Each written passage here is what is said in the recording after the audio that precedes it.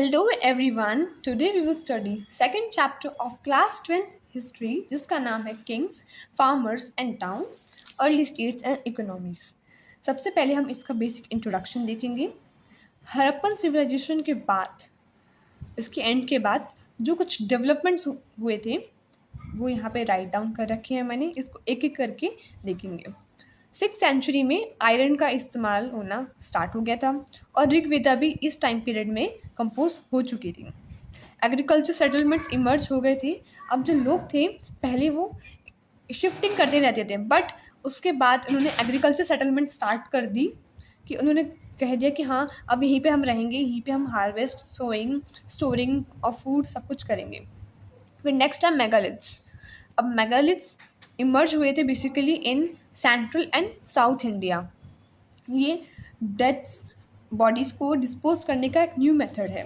मैं आपको एक पिक्चर दिखाती हूँ उसकी. ये है एक पिक्चर कि यहाँ पे ये पर्सन जो जिसकी डेथ हो गई है उसको यहाँ पे ले डाउन करते होंगे और यहाँ पे उसके पत्थर लगा के एक स्ट्रक्चर सा बना दिया है जिससे पता चल जाए कि हाँ यहाँ किसी को बरी किया गया था. अब यहाँ पे जो बड़े बड़े स्टोन्स लगा रखे हैं इसको मेगालिथ्स कहते थे. अब आगे बढ़ते हैं.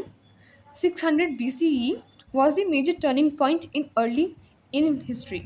अब ये ऐसा क्यों है ये हम आगे के चैप्टर में पढ़ेंगे. और ये जो चैप्टर हम लोग पढ़ रहे हैं इसका सोर्स क्या है, इसका सोर्स कहाँ से निकल के आया. इसका सोर्स निकल के आया है लिटरेरी सोर्सेज से और आर्कियोलॉजिकल सोर्सेज. यानी कि अब सोर्सेज भी 2 पार्ट्स में फर्दर बाइफरकेट किए गए हैं. यानी कि पहला लिटरेरी, अब जो ये लिखे गए हैं वाली, अब दूसरा आर्कियोलॉजिकल, जो हमने कुछ रिमेन्स वगैरह फाइंड करे हैं. जो आर्कियोलॉजिस्ट हैं उन्होंने जो चीज़ फाइंड करी, कुछ सोर्सेस हुए हैं. इनमें कुछ एग्जांपल है इंस्क्रिप्शंस का एंड कॉइन्स का. आगे बढ़ते हैं. जेम्स प्रिंशिप. अब जो जेम्स प्रिंशिप है ये एक ऑफिसर थे ईस्ट इंडिया कंपनी के. इन्होंने ब्राह्मी एंड खरोष्टी स्क्रिप्ट को डेसिफायर किया था. इन्होंने ये पता लगाया कि जो अशोक हैं, अशोक, इनके लिए कुछ 2 वर्ड यहाँ पे यूज़ किए गए हैं. एक पहला है पियादसी, दूसरा है देवम पिया. अब ये जो वर्ड हैं ये इंस्क्रिप्शंस में यूज़ हुए थे. अब ब्राह्मी एंड खरोष्टी लैंग्वेज के जो स्क्रिप्ट्स लिखे गए थे उनमें अशोक ना लिख के उनको पियादसी और देवम प्रिय कहा गया है. अब इनका मतलब यहाँ लिख रखा है मैंने. पियादसी का मतलब है pleasant to behold and Devam Priya का मतलब है बिलव्ड ऑफ द गॉड. आगे बढ़ते हैं. नेक्स्ट टॉपिक है हमारा अर्ली स्टेट्स. हम बेसिकली यहाँ पे 6th सेंचुरी के बारे में ही सारी जर्नी पढ़ेंगे. यहाँ बता रखा है कि टोटल 16 महाजनपद थे और ये मेंशन है बुद्धिस्ट एंड जैना टेक्स्ट में. अब बुद्धिस्ट एंड जैन टेक्स्ट को जब मिलाया गया और ये देखा गया कि ये जो 7 महाजनपद यहाँ लिखे हुए हैं ये कॉमन थे, ये हर टेक्स्ट में कॉमन थे. जैसे कुरु, मगध, वाजी, कोशाला, अवंती, पांचाला, गंधारा. आपको ये भी पता होना चाहिए कि ये मैप में कहाँ कहाँ डिनोट होते हैं, इसलिए आपको मैं मैप भी एक बार दिखा देती हूँ. यहाँ पे मैप में दिखा रखा है कि जो तक्षशिला है. हमारा नेक्स्ट टॉपिक है वो है अर्ली स्टेट्स. इसमें बेसिकली 6th सेंचुरी के बारे में सारी जर्नी हम यहाँ पे पढ़ेंगे कि यहाँ पर 16 महाजनपद थे. महाजनपद यानी स्टेट्स. अब ये मेंशन है बुद्धिस्ट एंड जैना टेक्स्ट में. अब ये मिलाया गया कि जो बुद्धिस्ट और जैन टेक्स्ट है यहाँ पे सेम ऐसी जो महाजनपद जो कि सेम है, कॉमन है, वो ये 7 महाजनपद हैं. जैसे कुरु, मगध, वाजी, कोशाला, अवंती, पांचाला एंड गंधारा. इनके नेम्स आपको याद होने चाहिए. इवन मैप में कहाँ कहाँ पे डिनोट करने हैं ये भी आना चाहिए. Most of the Mahajanapada rule by kings. And कि जितने भी महाजनपद 16 महाजनपद ये राजा द्वारा रूल किए जाते थे. बट कुछ इसमें गनास और संघ्स भी रूल करते थे. इनको इंग्लिश में ओलिगैर्चीज कहा जाता है. यानी कि इसकी यहाँ पे डेफिनेशन है form of government where power is एक्साइज by a group of man. यानी कि ऐसी फॉर्म ऑफ गवर्नमेंट जहाँ पे एक समूह, group of manpower exercise करता है, ना कि a single person. Each Mahajanapada had its capital city and proper fortification, यानी कि जैसे एक स्टेट है, उस स्टेट के पास अपनी खुद की पुलिस एंड कैपिटल होती है, वैसे ही यहाँ पे जो महाजनपद है यहाँ पे कैपिटल सिटी और यहाँ पे प्रॉपर फोर्टिफिकेशन होती है, इनके पास अपनी आर्मी होती है और आर्मी को मेंटेन करने के लिए रिसोर्सेज भी होते हैं। अब नेक्स्ट है धर्मसूत्रास के बारे में। जो धर्मसूत्रास हैं ये ब्राह्मण्स द्वारा कंपोज किए जाते थे और ये संस्कृत में लिखे जाते थे। अब यहाँ पे रूल्स बताते हैं, धर्मसूत्रास में बेसिकली रूल्स बताए गए हैं कि रूलर्स जो है, जो क्षत्रिय हैं, उनको क्या क्या फॉलो करना है, शूद्रस को क्या फॉलो करना है, ब्राह्मण्स का क्या रोल है, वो सब कुछ उन्होंने इसमें बता रखा था धर्मसूत्रास में। अब टैक्सेस भी कलेक्ट किए जाते थे कल्टीवेटर से, आर्टिशंस एंड ट्रेडर्स, ये लोग टैक्स पे करते थे और जो रेट्स थी वो लीगल सोर्स ऑफ इनकम थी। अब रेट के बारे में धर्मसूत्रा में भी मेंशन है कि जो रेट है वो लीगल सोर्स है इनकम का। अब नेक्स्ट हम मगध के बारे में पढ़ेंगे। जो मगध है वो प्रेजेंट डे बिहार में सिचुएटेड है, यानी कि अब जो मगध है अब उसको ट्रांसफॉर्म कर दिया गया है इनटू बिहार। अब मैप में यहाँ देखते हैं, अब ये जो एरिया ऑरेंज कलर में है ये पूरा मगध है। यहाँ पे पूरा जो बिहार, थोड़ा सा उत्तर प्रदेश का पार्ट है, उड़ीसा का भी थोड़ा पार्ट है एंड वेस्ट बंगाल का, यानी कि काफ़ी सारे जो स्टेट्स है वो मिला के यहाँ मगध की फॉर्मेशन हुई थी यहाँ पे। अब रीज़न क्या था पावर एंड रिसोर्सेज का, अब वो देखेंगे। एग्रीकल्चर यहाँ पे बहुत अच्छा था एंड जो आयरन माइंस थी झारखंड में, जो प्रेजेंट झारखंड है, उनसे टूल्स एंड वेपन्स एक्वायर होता था, यानी कि अब आयरन के पास है, आयरन की माइंस उनके पास हैं तो वो टूल्स एंड वेपन्स तो आराम से बना सकते हैं। उनके आर्मी के अंदर एलिफेंट थे, यानी कि उनके पास में फॉरेस्ट था, फॉरेस्ट से वो एनिमल को टेम करते थे, जैसे एलिफेंट्स वगैरह हो गए, उनको अपनी आर्मी में यूज़ करते थे, इसलिए उनकी आर्मी भी बहुत ज़्यादा स्ट्रॉन्ग थी। गंगा और उसकी ट्रिब्यूटरीज से कम्युनिकेशन होता था और कुछ इंडिविजुअल्स की पॉलिसीज़ भी काफ़ी इन्फ्लुएंस होता था, जैसे कि बिम्बिसारा, अजातशत्रु, महापद्मनंदा। नेक्स्ट है राजगीर, राजगह। जो राजगह है वो अब उसको राजगीर कहते हैं, ये कैपिटल थी मगध की एंड ये वेल फोर्टिफाइड थी और ये हिल्स पे सिचुएटेड है। और जो राजगीर है इसके बाद जो कैपिटल बनती है मगध की वह है पाटलिपुत्र, जो प्रेजेंट डे पटना है। इसके बाद आगे बढ़ते हैं हम मौर्यन एम्पायर की तरफ। अब जो मौर्यन एम्पायर है वो फॉर्म किया गया था चंद्रगुप्त मौर्य के द्वारा। अब चंद्रगुप्त मौर्य का जो ग्रैंडसन है वो अशोका है। अब अशोका ने कलिंग वॉर किया था, और जो कि उड़ीसा को कहते हैं आज प्रेजेंट टाइम में। अब कलिंगा में क्या होता है, बहुत ज़्यादा ही ब्लड बहता है। अब इसकी वजह से अशोक जो है उनका जो माइंड है वो चेंज हो जाता है कि हाँ भाई अब वॉर नहीं करना है। अब चंद्रगुप्त मौर्य के टाइम पे जो जोग्राफिकल एक्सटेंशन था मौर्यन एम्पायर का, वो था अफगानिस्तान से लेके बलूचिस्तान पाकिस्तान तक ये फैला हुआ था साम्राज्य। अब सवाल ये आता है कि मौर्यन एम्पायर के बारे में हमें पता कैसे चलता है, तो उसके लिए हमारे पास कुछ सोर्सेस हैं। अब सोर्सेस जो हैं हमारे टू टाइप्स के हैं, पहला लिटरेरी सोर्स, दूसरा है आर्कियोलॉजिकल फाइंड्स। अब जो आर्कियोलॉजिकल फाइंड्स हैं उसमें हमारे स्कल्पचर्स आ जाते हैं, और लिटरेरी सोर्स में कुछ कंटेम्पररी वर्क, जैसे कि मैगस्थनी जो कि ग्रीक एम्बेसडर थे, जिन्होंने अपनी बुक लिखी इंडिका, और कौटिल्य जिसका नाम चाणक्य है, उन्होंने अर्थशास्त्र बुक लिखी। अभी मौर्यन एम्पायर के कोर्ट में भी थे ये कौटिल्य, और गुप्त मौर्य को पावर में लाने वाले भी कौटिल्य थे। नंदा डायनेस्टी को ओवरथ्रो करके चंद्रगुप्त मौर्य को किंग बनाने का क्रेडिट भी इनको जाता है। Buddhist, Jain, Puranic literature and Sanskrit work, इनकी हेल्प से भी हमें मौर्यन एम्पायर के बारे में जानने को मिलता है।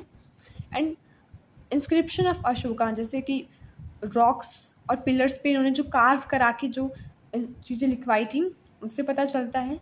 और धामा एक रिलीजन था जो कि अशोका ने चलाया था, जैसे कि इसके जो कुछ रूल्स थे, हमें एल्डर्स की रिस्पेक्ट करनी है, और जो ब्राह्मण्स हैं इनके लिए हमें जेनरसिटी दिखानी है, स्लेव्स एंड सर्वेंट्स से हमें काइंडली बिहेव करना है, रिलीजन की रिस्पेक्ट करनी है, जो भी रिलीजन है, कोई भी रिलीजन, कोई इन्फीरियर नहीं है, कोई सुपीरियर नहीं है, सब एक समान है, और अपने ट्रेडिशन को फॉलो करना है। ये सब हमारे जो धामा है इसमें बताया है।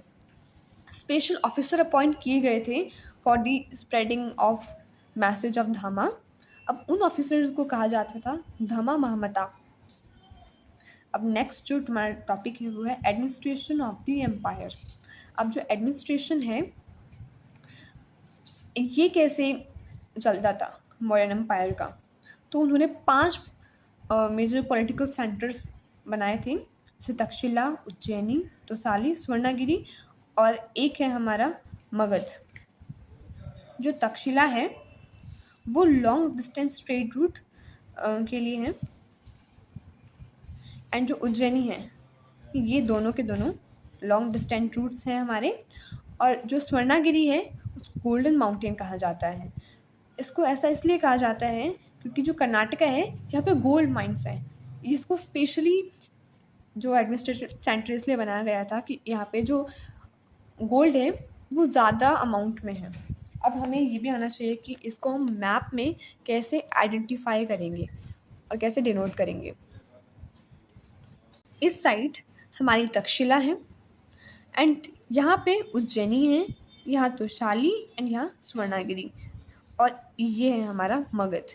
अब ये जो 5 सेंटर्स है इसके द्वारा ही ये जो पूरा एडमिनिस्ट्रेशन था चंद्रगुप्त मौर्य या अशोका के अंडर, ये यहाँ से पूरा यहाँ पे ध्यान रखा जाता था, क्योंकि हर जो जगह है उसकी ज्योग्राफी, कल्चर सब कुछ अलग है, तो एक जैसा जो रूल्स एंड रेगुलेशंस हैं वो हर जगह नहीं चल सकते। इसलिए उन्होंने अपने एडमिनिस्ट्रेटिव सेंटर्स भी अलग अलग जगह बांट रखे थे, और जिससे इनका जो रूल है, शासन, वो थोड़ा सा इजी हो जाता है।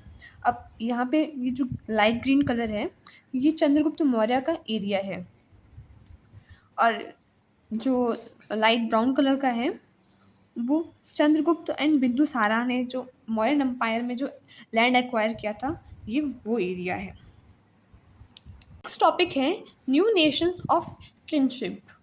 अब जो साउथ की साइड है यहाँ पर चोलास, चेरास एंड पांड्यास रूल कर रहे थे। तमिलनाडु में चोलास एंड पांड्यास, एंड केरला में चेरास। अब मैप में देखा जाए तो ये जो हमारा साउथ इंडिया है ये वाला पार्ट, यहाँ पर इनका रूल था। यहाँ पे है चोलास, यहाँ पांड्यास एंड चेरास। ये 3 इम्पॉर्टेंट एंड पावरफुल किंगडम्स थे उस टाइम के। अब आगे बढ़ा जाए तो जो अर्ली तमिल जितना भी लिटरेचर था उसको संगम टेक्स्ट में कंपाइल कर दिया गया। इनका जो भी इनकी पोइट्री वगैरह थी वो सब कुछ इसमें है संगम टेक्स्ट में। हम जो संगम टेक्स्ट है इसमें मेनली ज़्यादा से ज़्यादा पोइट्रीज़ हैं। तमिल एपिक, ये 1 मार्क का क्वेश्चन बन सकता है, इसको याद रखना। Tamil epic Silappadikaram central and western India में सातवानास आते हैं, एंड ये सोशल स्टेटस क्लेम करते हैं। सेंट्रल एशिया में शाकास की एंट्री होती है। फिर नेक्स्ट जो टॉपिक है वो है डिवाइन किंग कुशानास। जो कुशानास रूलर्स थे वो खुद को डिवाइन किंग कहा करते थे। उन्होंने हाई स्टेटस क्लेम किया। अब हाई स्टेटस क्लेम करने का जो मीन्स था वो था गॉड लाइक। उन्होंने कहा कि हाँ हम भगवान के जैसे हैं, हमें भगवान ने भेजा है ऐसे करके उन्होंने अपने आप को डिवाइन ओरिजिन बताया। जो सातवाना की हिस्ट्री है ये हमें inscriptions, literary tradition, coins and statues से पता चलती हैं। बट मथुरा एंड अफ़गानिस्तान में इनकी एक श्राइन है, वहाँ पे हमें कोलोसल स्टैचू मिले कुशान रूलर के। एक इम्पॉर्टेंट क्वेश्चन भी है यहाँ पे कि ये जो आप फिगर देख रहे हैं ये कौन से किंगडम या राजा से बिलोंग करता है। अब ये एक बार बोर्ड में पूछा भी गया है 1 मार्क का MCQs में। अब ये जो कोलोसल स्टैचू है ये कुशानास रूलर का है, ये याद रखना। और इन्होंने बहुत सारे कॉइन्स भी चलाए थे, और कॉइन्स में भी इन्होंने बताया कि हम लोग गॉड के समान हैं या गॉड के पुत्र हैं। इन्होंने अपने आप को टाइटल दिए देवपुत्र, यानी कि सन ऑफ गॉड। इन्होंने चाइनीज़ रूलर की कॉपी करी। चाइनीज़ रूलर खुद को सन ऑफ हेवन कहते थे, स्वर्ग के पुत्र। इन्होंने अपने आप को देवपुत्र बताया। अब इसका भी एक एग्जाम्पल है, ये कॉइन है। और सबसे ज़्यादा जो कॉइन इशू है ये कुषाण रूलर्स ने करी। और यहाँ पे जो इन्होंने दिखा रखे हैं कॉइन, यहाँ पर कनिष्क जो कुषाण रूलर थे, इम्पॉर्टेंट रूलर है या स्ट्रॉन्ग रूलर भी थे, यहाँ पे उनकी फ़ोटो है। और कॉइन के बैक साइड यहाँ पे एक देव की फ़ोटो लगा रखी है गॉड की। इससे ये दिखा रहे हैं कि हम लोग इनके समान हैं। नेक्स्ट टॉपिक है वो है हमारा गुप्ता रूलर्स के बारे में। अब जो गुप्ता रूलर का जो टाइम पीरियड है इसको गोल्डन एज कहा जाता है। जो गुप्ता रूलर्स थे वो सामंतास पे डिपेंड थे फॉर एवरीथिंग। उनके लोकल रिसोर्स, क्योंकि इनकी जो लैंड थे उन पे ये कंट्रोल करते थे। अब इनका जो टैक्स वगैरह था ये भी कलेक्ट करते थे। टैक्स में इनका ये कलेक्ट किया करते थे। इनको मिलिट्री सपोर्ट भी सामंत करते थे। और जो सामंत थे, किंग जब भी वीक होता था वो उसको ओवरथ्रू करके खुद किंग बन जाया करते थे, क्योंकि इनके पास मिलिट्री थी। किंग्स के पास मिलिट्री नहीं होती थी, वो अपनी जो मिलिट्री थी वो सामंतास से लेते थे। और जो सोर्सेस हैं हमारे इनके एम्पायर की, वो कुछ लिटरेचर है, कॉइन्स एंड इंस्क्रिप्शंस, इनकी हेल्प से हमें पता चलता है। अगर बात इंस्क्रिप्शंस की हो रही है यहाँ पे, तो प्रशस्तीस यहाँ पे एक इम्पॉर्टेंट रोल प्ले करती हैं। यानी कि प्रशस्ति का लिटरली मीनिंग है प्रेस ऑफ किंग, यानी किंग की तारीफ। अब ये किसी पोइट्री फॉर्म में भी हो सकती है या शायरी की फॉर्म में भी हो सकती हैं। तो प्रशस्ति का ही एक एग्जाम्पल है प्राग्ञ प्रशस्ति। इसको इलाहाबाद पिलर इंस्क्रिप्शन भी कहा जाता है। ये रिटन है हरिसेन द्वारा, जो कि कोर्ट पोइट थे समुद्रगुप्त के। और कुछ फैक्चुअल इंफॉर्मेशन भी है, पोइट्री वर्क जो कि लिटरेचर में ही आ जाता है। अब यहाँ पर बात हो रही है image of kings in the eyes of citizens. अब जो सिटीजन्स है, प्रजा है, वो राजा के बारे में क्या सोच रही है, अब ये बात आती है। अब ये हमें कैसे पता चलता है? ये हमें जाकातास एंड पंचतंत्रा की स्टोरी से पता चलता है। जो जाकातास है वो पाली लैंग्वेज में लिखे गए हैं। और इसके अंदर एक स्टोरी है कंडातिनु जाकातास। इसमें प्रॉब्लम के बारे में बताया गया है, story about the problem about Kings and citizens. अब स्टोरी में आपको ये बताऊंगी पूरी कि ड्यू टू हैवी टैक्स जो लोग हैं वो अपना विलेज अबैंडन करके फॉरेस्ट चले जाते हैं। अब जो स्टोरी है वो ऐसे है कि जो किंग है वो ये जानना चाहता है कि उसके सिटीजन उसके बारे में क्या सोचते हैं। तो वो एक दिन नॉर्मल पर्सन बन के जाता है अपने किंगडम में सिटीजन्स के पास। वो तब जो सिटीजन्स हैं ये आपस में बात कर रहे होते हैं। तब जो किंग है वो ये सुनता है कि ड्यू टू हैवी टैक्स, अब जो टैक्स था वो काफ़ी हाई था, हाई टैक्स की वजह से जो लोग हैं वो परेशान होके, अब जो उनके पास कोई काम धाम नहीं बचा, वो जो सिटीजन्स हैं वो आ जाते हैं फॉरेस्ट की तरफ। अब फॉरेस्ट में एज अ ट्राइबल की ज़िंदगी जीना स्टार्ट कर देते हैं, क्योंकि यहाँ पे ये इनके पास ना वे ऑफ एस्केप मिल गया इनको कि अब टैक्स नहीं पे करना पड़ेगा। यहाँ पे आके फ्रूट्स उनको खाने पड़ेंगे, यहाँ पे अपनी खुद की खेती करेंगे, कुछ ट्रीज़ को कट करके लैंड पे। वे ऑफ एस्केप यानी कि यहाँ पे फॉरेस्ट को वे ऑफ एस्केप बनाया गया है कि किंग की क्रुएलिटी से बचने के लिए, जो कि cruelty in a way of high tax है, वो लोग फॉरेस्ट में चले जाते थे। ये एक छोटा सा इंस्टेंस है about that time period. Increase in agriculture production. अब एग्रीकल्चर प्रोडक्शन में इंक्रीज़ कैसे आता है? अब इनका जो प्लग होता है हल, इसको हिंदी में हल कहते हैं, प्लग यानी हल, उनके आगे जो टिप है वो आयरन की बनानी स्टार्ट कर देते हैं, क्योंकि पहले वो होती थी वुड की। वो फुल जो प्लग है हल हमारा वो फुल वुड का होता था, तो अब वो इतना डीपली जो ज़मीन है वो नहीं खोद पाता था। अब आयरन का यूज़ कर रहे हैं तो वो ज़्यादा डीपली जो मिट्टी है वो खोद के बाहर निकाल पाएंगे, उनसे इनकी जो यील्ड है वो इंक्रीज़ होगी। और ट्रांसप्लांटेशन का इंट्रोडक्शन हो जाता है। अब जो पैडी की प्रोडक्शन है वो इंक्रीज़ होती है क्योंकि उनको वाटर सप्लाई अच्छा मिल रहा था गंगा वैली से, और साथ में ट्रांसप्लांटेशन भी स्टार्ट कर दी। इससे उनकी जो खेती है, उपज है, वो और भी ज़्यादा इंक्रीज़ हो गई। और इरिगेशन उन्होंने वेल से और टैंक से स्टार्ट कर दिया, और कैनल से जो इरिगेशन है वो लेस कॉमन था कि इतना ज़्यादा हर जगह उनको ये नहीं दिखाई दिया। इन रूरल सोसाइटी, अब हम यहाँ पे कुछ रूरल सोसाइटी के बीच में डिफरेंस देखेंगे। एग्रीकल्चर जो यील्ड थी वो इंक्रीज थी बट प्रॉफिट सेम नहीं था। ऐसा क्यों कि प्रॉफिट सेम क्यों नहीं आ रहा है? इसका रीज़न हम देखेंगे। इसका रीज़न ये है कि जो रिच लैंडलॉर्ड्स हैं उनका जो लैंड है वो लैंडलेस लेबर, जो लैंडलेस लेबर है उन पे वो काम कर रही हैं, और जो ज़्यादा जो पैसा है वो रेंट की फॉर्म में ये रिच लोग जो लैंडलॉर्ड्स हैं वो अपने पास रख ले रहे हैं, और नेग्लिजिबल जो पैसा है वो इन लेबरर्स को मिल रहा है। यानी कि एग्रीकल्चर भले कितना भी अच्छा हो जाए, ये लोग टैक्स बढ़ा देते थे।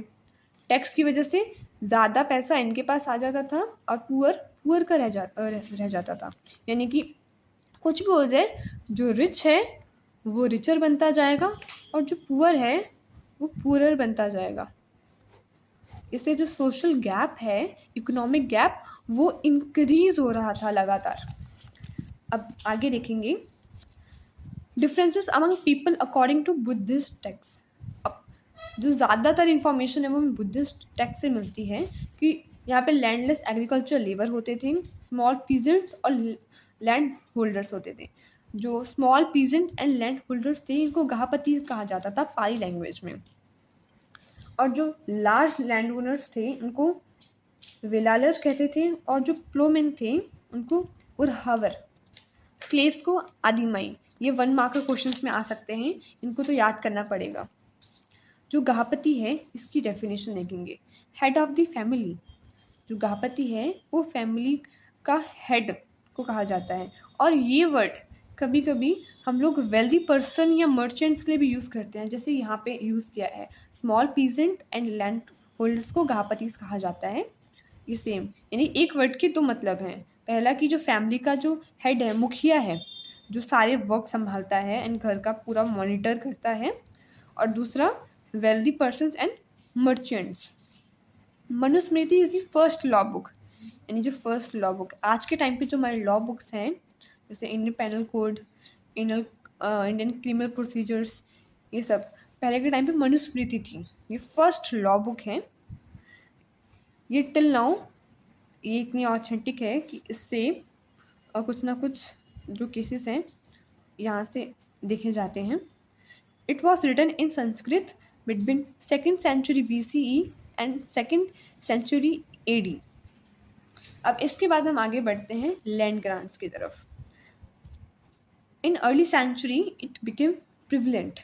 ये प्रिवलेंट हो रहे थे in early century land grants. Land grants में क्या होता था कि जो लैंड है वो हम ब्राह्मण्स या रिलीजियस इंस्टीट्यूशंस को बांट दिया करते थे, इनको दान दे दिया करते थे।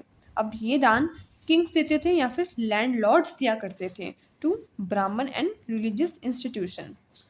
अब इनके भी रिकॉर्ड्स रखे जाते थे, स्टोन्स पे रखे जा सकते हैं इनके रिकॉर्ड्स, या फिर ज़्यादा तो कॉपर प्लेट्स पे रिकॉर्ड रखे जाते थे कि ये ट्रांजेक्शन इनको दी गई है, इतनी ट्रांजेक्शन है। और जो लैंग्वेज थी, जिस लैंग्वेज में लिखे जाते थे वो थी तमिल, और उसके बाद 7th सेंचुरी में तमिल एंड तेलुगु में लिखी गई। इनकी पहले संस्कृत में था और 7th सेंचुरी में देखा गया कि ये तमिल एंड तेलुगु लैंग्वेज में भी ये वर्क होने लगा। आगे बढ़ते हैं। यहाँ पे एक नेम आता है प्रभावती गुप्ता। ये चंद्रगुप्त मौर्य सेकंड की डॉटर हैं, और इनकी शादी हुई थी वकटका से, जो कि डेक्कन में रूल किया करते थे। According to Sanskrit legal text ये देखा गया है कि जो वुमेन है उनको लैंड या किसी भी रिसोर्स पे कोई एक्सेस नहीं था, पर हम यहाँ पे जो प्रभावती गुप्ता है, इन्होंने लैंड ग्रांट किया था, ये एक एग्जेप्शन है। इससे ये पता चलता है कि ये जो लॉस वगैरह हैं वो यूनिफॉर्मली इम्प्लीमेंट नहीं हो रहे थे। इसमें एग्जेप्शन हमने देख ही लिया है प्रभावती गुप्ता का, जो कि चंद्रगुप्त सेकंड की डॉटर हैं। अब ये क्वेश्चन होता है कि ये एग्जेप्शन क्यों है? ऐसा हो सकता है कि जो क्वीन है इनको राइट हो, क्या पता, इन क्वीन है इसलिए इनके पास एग्जेम्पशन है, या फिर ये जो लॉस है ये यूनिफॉर्मली इम्प्लीमेंट नहीं हो रहे हो, क्या पता इनको कोई मानता हो कोई और ना मानता हो। Land grant had been found in several parts, यानी कि बहुत सारी जगह में ये लैंड ग्रांट्स देखे गए हैं। Regional variation in size of land grants, यानी कि जो वेरिएशन है वो अकॉर्डिंग टू रीजन्स वेरी कर रहा है कि कहीं पे जो साइज़ है वो बहुत बड़ा है, कहीं पे साइज़ जो है वो बहुत छोटा है। Weakening political power. नेक्स्ट है प्रोजेक्ट देमसेल्फ सुपीरियर। अब ये लैंड ग्रांट क्यों करे जा रहे हैं? अब जो किंग है वो लैंड ग्रांट कर रहा है अपनी पॉलिटिकल पावर दिखाने के लिए कि हाँ हमारे इतनी पावर है। अब कोई तो राजा नहीं चाहता कि वो कभी वीक पड़ जाए, वो चाहता है कि उसके जो सिटीजन्स हैं उसको फुल सपोर्ट करें। तो वो कुछ ब्राह्मण्स को लैंड ग्रांट करता है, रिलीजियस टेम्पल्स बनवाता है और कोई ना कोई ऐसे वर्क करवाता है जिससे सिटीज़न का सपोर्ट उसे मिलता रहे। तो इसलिए भी वो लैंड ग्रांट किया करते थे और वो अपने आप को सुपीरियर दिखाते थे कि हम पावरफुल हैं। वो जितना ज़्यादा लैंड ग्रांट करेगा तो उससे ये शो होता है कि वो कितना ज़्यादा सुपीरियर एंड पावरफुल रूलर है। नेक्स्ट है अग्रहार। अग्रहार जो है ये लैंड ग्रांट है, ऐसा लैंड जो कि डोनेट किया जाता था टू ब्राह्मण्स। अब जो ब्राह्मण्स थे वो कोई टैक्स नहीं देते थे बल्कि टैक्स लेते थे वो लोग। अब वो लोकल पीपल्स थे, टैक्स कलेक्ट करने की उनके पास राइट था बट कोई टैक्स नहीं देते थे। अब टैक्स कौन देते थे? जो कल्टीवेटर्स हो गए, हमारे आर्टिशंस हो गए, ये लोग ही टैक्स दिया करते थे। ट्रेडर्स हो गए, ये सब मिलके टैक्स दिया करते थे। अब आगे बढ़ते हैं 6th सेंचुरी BC के टाउन्स एंड ट्रेड के बारे में। सबसे पहले हम देखेंगे टाउन्स के बारे में। जो पाटलिपुत्र है वो रिवर रूट पे एक टाउन है, उज्जैनी जो है वो लैंड रूट पे एक टाउन है, और जो पोहर है वो कोस्ट पे है। अब इस टाइम पे 6th सेंचुरी में ही सी रूट्स बनना स्टार्ट हो गए थे और जो मथुरा है ये commercial, cultural and political activity का एक बर्स्टलिंग सेंटर बन जाता है 6th सेंचुरी के ड्यूरेशन में। नेक्स्ट टॉपिक की ओर बढ़ते हैं तो अर्बन पॉपुलेशन। जो रिच लोग थे उनके घरों में नॉर्थन ब्लैक पॉलिश्ड वेयर ये देखा गया कि जो ज़्यादा वेल्दी थे उनके घर में ये मिलता था। मे बी कि ये एक एक्सपेंसिव टाइप का पॉट हो सकता है, ये एक बर्तन टाइप का होता है। 2nd सेंचुरी BC में गिल्ड्स एंड श्राइन्स का बनना स्टार्ट हो गया। गिल्ड्स एंड श्राइन्स क्या है? ये आज के टाइम पे भी बनते हैं। ये ट्रेड से रिलेटेड है।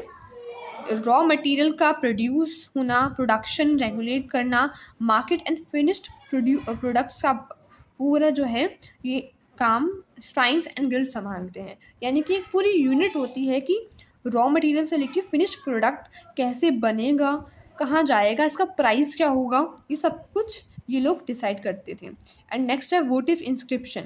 इसमें जो कोई चीज़ किसी को दान कर रहा है या फिर किसी को कोई चीज़ लैंड कर रहा है, मतलब उधारी दे रहा है, तो सब कुछ यहाँ पे मेंशन होता था। उस पर्सन का नेम, जो कोई चीज़ को किसी चीज़ को डोनेट कर रहा है, क्या डोनेट कर रहा है, पूरा इन्फॉर्मेशन एक इंस्क्रिप्शन पे लिखी जाती थी। उसको ये वोटिव इंस्क्रिप्शन कहा जाता है।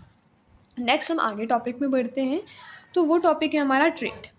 From 6th century BC land and river routes were found in many parts of the subcontinent and also as far as Africa, east and north, west Asia and China. यानी कि अब जो ट्रेड है वो land as well as river route से होते थे उस टाइम पे ऑल ओवर सब कॉन्टिनेंट, और ये काफ़ी दूर दूर तक होता था। अफ्रीका हो गया, वेस्ट एशियन, चाइना से भी हमारे जो ट्रेड लिंक थे वो बहुत अच्छे थे।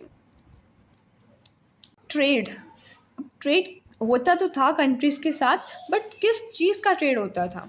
अब वो देखेंगे, salt, grain, cloth, metal obs, timber, medicinal plants and spices का ट्रेड होता था। अब जो पेपर है, काली मिर्च, वो रोमन एम्पायर को एक्सपोर्ट की जाती थी सबसे ज़्यादा, और मेडिसिनल प्लांट भी सबसे ज़्यादा रोमन एम्पायर को एक्सपोर्ट किए जाते थे।